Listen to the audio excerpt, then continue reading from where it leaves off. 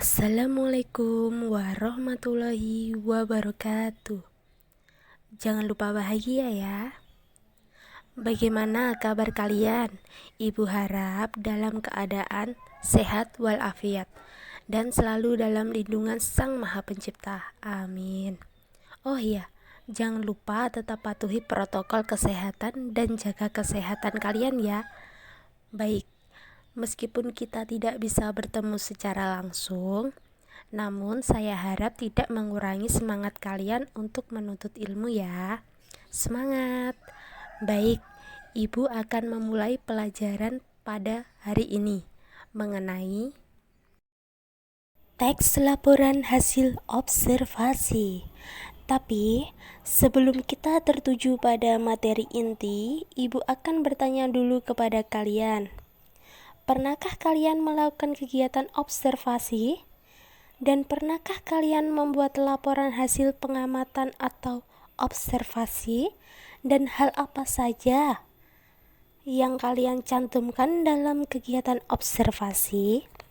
Tentunya, dalam pertanyaan tadi kalian telah memikirkan pernah atau tidak ya saya melakukan observasi atau pengamatan? Pernah tidak ya saya menyusun hasil observasi atau pengamatan? Kira-kira apa saja ya waktu itu ketika membuat laporan hasil observasi? Baik, untuk mengingatkan kembali, lebih memahaminya, kalian silahkan simak video ini. Nanti kita akan mempelajari tentang pengertian teks laporan hasil observasi, fungsi, struktur, dan kaidah kebahasaan. Baik, laporan hasil observasi tentunya sebelum membuat teks laporan hasilnya, tentunya kita harus sudah melakukan observasi terlebih dahulu. Apa itu observasi? Observasi adalah pengamatan terhadap suatu hal atau objek yang akan kita bahas pada laporan tersebut. Pengertiannya adalah teks laporan observasi adalah suatu teks yang berfungsi untuk menjelaskan informasi tentang suatu objek yang kalian amati. Baik, gimana? Sudah mengerti sekarang apa itu teks observasi? Sekarang, tentunya kita harus mengetahui fungsi teks laporan tersebut. Jadi, yang pertama, tanggung jawab tugas dan kegiatan pengamatan. Jadi, dengan kata lain, ini adalah suatu hal untuk memenuhi tugas-tugas mata pelajaran. Contohnya, dengan pelajaran bahasa Indonesia, ada materi laporan hasil observasi. Jadi, mau tidak mau, suka tidak suka, maka kita akan berusaha membuat sebaik mungkin laporan hasil observasi. Lalu yang kedua, untuk memberitahu pihak terkait tentang suatu kebijakan. Apa ya contohnya ini? Contohnya adalah misal hasil observasi tentang kenaikan harga cabai.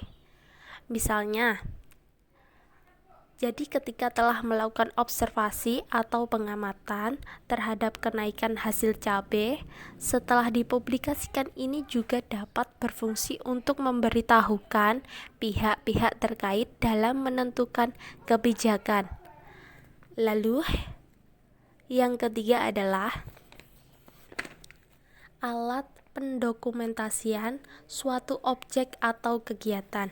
Jadi, misalnya laporan observasi kegiatan pada siswa kelas 10 pada hari Rabu misalnya.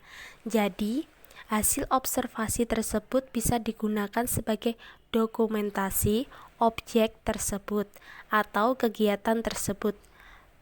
Baik, sekarang kalian sudah mengetahui apa saja fungsi laporan hasil observasi. Selanjutnya, kita akan mempelajari struktur teks laporan hasil observasi. Jadi, apa sih yang membedakan teks laporan hasil observasi dengan teks-teks lainnya? Jadi, antara teks satu dan lainnya memiliki teks yang berbeda-beda. Begitu juga dengan struktur teks observasi. Yang pertama, pernyataan umum, yang kedua, deskripsi bagian, yang ketiga, deskripsi manfaat. Kita bahas satu persatu ya. Struktur yang pertama adalah pernyataan umum atau klasifikasi. Jadi pernyataan umum ini berisi pembuka atau pengantar hal yang akan disampaikan bagian inti, berisi tentang hal umum yang akan dikaji dengan menjelaskan garis besar pemahaman tentang objek yang dibahas. Jadi belum sedetail mungkin, baru secara garis besar saja. Dan pernyataan umum biasanya disajikan dalam kalimat definisi. Apa itu kalimat definisi? Kalimat definisi biasanya menggunakan konjungsi adalah, ialah, yakni, merupakan, dan yaitu. Contohnya, wayang kulit adalah atau virus corona adalah merupakan. Jadi ketika kalian menemukan konjungsi adalah, ialah, yakni, yaitu, itu bisa ditandai sebagai pernyataan umum yang berisi definisi. Baik, lalu setelah membuat pernyataan umum biasanya dilanjutkan dengan pengklasifikasian. Jadi, pengklasifikasian sebuah objek yang baik harus menyebutkan dasar pengklasifikasiannya atau diklasifikasi. Berdasarkan apa harus jelas. Contohnya, berdasarkan jenisnya, sampah dibagi menjadi dua, sampah organik dan sampah anorganik. Dasar pengklasifikasiannya adalah jenis sampah.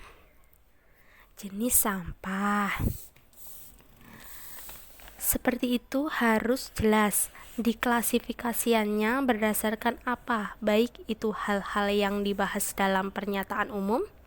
Pengklasifikasi baik. Yuk kita menuju deskripsi bagian.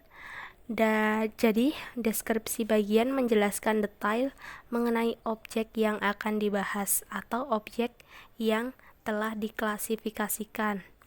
Jadi ketika di pernyataan umum tadi sudah dijelaskan berdasarkan jenisnya, sampah dibagi menjadi dua, yaitu sampah organik dan anorganik. Maka di bagian deskripsi bagian wajib menjelaskan secara detail apa itu sampah organik dan apa itu sampah anorganik. Baik, selanjutnya deskripsi manfaat.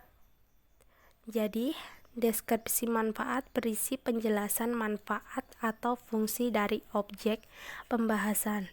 Jadi deskripsi pemanfaat ini ketika berada di akhir fungsinya adalah memberikan kesimpulan inti pembahasan dengan menjelaskan manfaat atau fungsi dari objek yang telah diamati. Selanjutnya, analisis kebahasaan teks laporan hasil observasi. Yang pertama, kata serta frasa verba dan nomina. Yang kedua, afiksasi. Yang ketiga, kalimat definisi dan kalimat deskripsi. Yang keempat, kalimat simplek dan kompleks. Oke, kita bahas satu persatu. Kata serta frasa verba dan nomina. Yang pertama, kata adalah satuan bahasa yang terkecil atau hal yang memiliki arti atau tidak memiliki arti, yang sifatnya bebas, dan frasa adalah gabungan beberapa unsur namun tidak melebihi batas fungsi. Fungsi ini fungsi apa ya?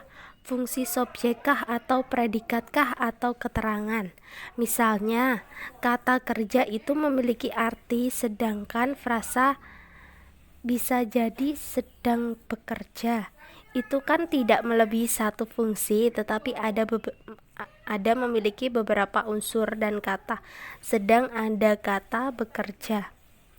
Tetapi ketika digabungkan sedang bekerja itu tidak melebihi satu fungsi. Yang kedua adalah afiksasi. Biasanya kita mengenalnya dengan kalimat imbuhan. Kata imbuhan. Ada prefix, sufiks, infiks, dan konfiks. Kata lainnya adalah ada awalan, sisipan, akhiran, dan gabungan. Yang ketiga, kalimat definisi dan kalimat deskripsi. Tadi di pernyataan umum kita telah mempelajari tentang kalimat definisi. Lalu, apa bedanya kalimat definisi dan kalimat deskripsi? Kalimat definisi kan menjelaskan seperti tadi, ditandai dengan adalah, yakni, yaitu, ialah. Sedangkan kalau kalimat deskripsi berfungsi menggambarkan. Jadi contohnya, bunga melati biasanya berwarna putih dan memiliki aroma harum. Jadi fungsinya menggambarkan sebuah objek, kalau definisi menjelaskan, sedangkan deskripsi itu menggambarkan. Baik, yang terakhir ada kalimat simpleks dan kalimat kompleks. Kalimat simpleks adalah kalimat tunggal, kalimat kompleks adalah kalimat majemuk. Baik, saya harap kalian bisa memahami yang saya jelaskan tadi. Sekarang kita menuju pada tugas. Nanti Ibu minta tolong kepada ketua kelas membentuk kelompok. Lalu tugas yang kedua adalah bacalah literasi buku atau internet. Yang ketiga, pilihlah satu objek tumbuhan atau hewan yang ada di sekitarmu. Foto dan amati secara detail objek yang kamu pilih. Yang kelima, hasilnya ditulis dalam kolom tersebut. Contoh objek bunga mawar. Ciri fisiknya seperti apa, tempat hidupnya di mana, cara berkembangbiaknya bagaimana. Nah, nanti minggu depan kalian presentasikan dalam bentuk video. Dalam presentasinya per kelompok ya. Dalam video nanti kalian jelaskan bagaimana hasil observasi kalian. Mungkin nanti ada yang ditanyakan atau belum mengerti, bisa saja menghubungi saja, ditanyakan di grup saja, nanti kita diskusi bareng, oke? Cukup sekian pelajaran hari ini. Jangan lupa semangat dan tetap patuhi protokol kesehatan. Assalamualaikum warahmatullahi wabarakatuh.